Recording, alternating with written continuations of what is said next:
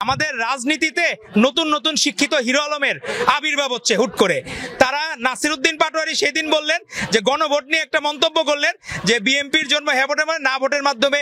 আমার মনে হয় কি হিরো আলমের সাথে একটা সখ্যতাপূর্ণ আচরণ তার সাথে আছে এবং মনে হয় যে অশিক্ষিত হিরো আলম আর শিক্ষিত হিরো আলমও মনে করতেছে আমি একটা মনে হয় শিক্ষিত বন্ধু পাইলাম। আসলে এমন একটা পরিবেশ চলতেছে, আসলে যারা হলো আজকে নীতি কথা বলে এরা হলো 47-এ পাকিস্তান চায় নাই, 71-এ বাংলাদেশ চায় নাই। তো এদের কাছ থেকে যখন নীতি কথা শুনতে হয় তখন জাতির জন্য লজ্জার এবং বিব্রতকর।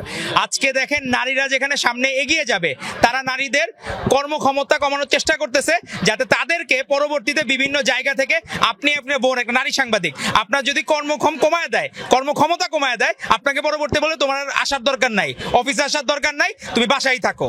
ওরা যে পলিসি নিয়েছে নারী বিবর্জিত পলিসি।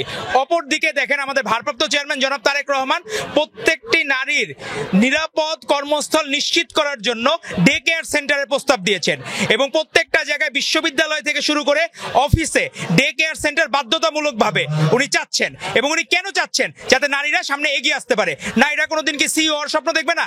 নারীরা মন্ত্রী হওয়ার স্বপ্ন দেখবে না? এমপি হওয়ার স্বপ্ন দেখবে না? তারা অবশ্যই স্বপ্ন দেখবে। সেই স্বপ্নের সারথি হচ্ছেন আমাদের ভারপ্রাপ্ত চেয়ারম্যান জনাব তারেক রহমান। উনি সেই স্বপ্ন দেখাতে চান।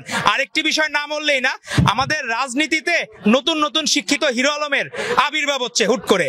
তারা নাসিরউদ্দিন পাটোয়ারি সেদিন বললেন যে গণভোট নিয়ে একটা মন্তব্য করলেন যে বিএনপির জন্ম হ্যাঁ ভোটের মানে না ভোটের মাধ্যমে।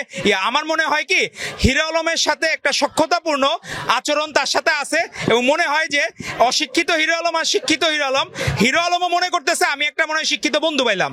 তো এই জন্য মনে হয় নাসিরউদ্দিন পাটোয়ারির আচার আচরণ দেখলে মনে হয় সে নিজে মমতাজ আগে নর্তকী ছিল, পার্লামেন্টে গেছে, পরবর্তীতে হিরো আলম ছিল, পরিমণিরা ছিল, সেই শূন্যস্থান পূরণ করার দায়িত্ব নিয়েছেন এই নাসিরউদ্দিন পাটোয়ারিরা। তো আমরা তাদের বক্তব্যকে ঘৃণা ভরে প্রত্যাখ্যান করি, কারণ বাংলাদেশে যতবার সুষ্ঠু নির্বাচন হয়েছে ততবারই বিএনপি রাষ্ট্র ক্ষমতায় অধিষ্ঠিত হয়েছে।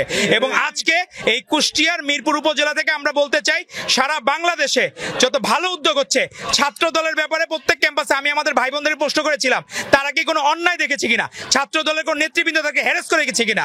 তারা বলেছে ন্যূনতম 5ই আগস্টের পরে ছাত্র দলের একজন ভাই একজন বোন তাদেরকে হ্যারাস করে নাই। তো এইটাই আমাদের প্রাপ্তি। ছাত্র দল ভারপ্রাপ্ত চেয়ারম্যান জনাব তারেক রহমানের দিক নির্দেশনা অনুযায়ী সারা বাংলাদেশের মানুষের হৃদয় জয় করবে এবং সাধারণ শিক্ষার্থীদের মন জয় করে আগামী নির্বাচনে বিএনপিকে রাষ্ট্র ক্ষমতায় আসার জন্য সর্বোচ্চ চেষ্টা করে যাবে এবং আগামী প্রধানমন্ত্রী হবেন আমাদের ভারপ্রাপ্ত চেয়ারম্যান জনাব তারেক রহমান। সংশয়টা হচ্ছে কি যাদের ভোট ব্যাংক নাই, ওই যে একটা আছে না, প্রবাদ আছে না যে খালি কলসি বাজে বেশি, ভরা কলসি বাজে না, রূপ নাই তার সাজন বেশি, রূপের মাইয়া সাজে না। তো এখন যাদের ভোট ব্যাংক নাই তারাই চাচ্ছে নির্বাচনকে দীর্ঘায়িত করার জন্য এবং তারা চাচ্ছে মনে হচ্ছে যে একটু বেশি সময় পাইলে তাদের ভোট ব্যাংক বাড়বে, কিন্তু তাদের ভোট ব্যাংক কোনোদিন 6 থেকে 7% বেশি বাড়ে নাই। আর যারা স্বপ্ন দেখতেছে আমার মনে হয় তারা বিরোধী দল হওয়ার জন্য স্বপ্ন দেখতেছে যে 20 সিট পেয়ে বিরোধী দল হবে না 30 সিট পেয়ে বিরোধী দল হবে, ওই স্বপ্ন তারা দেখতেছে।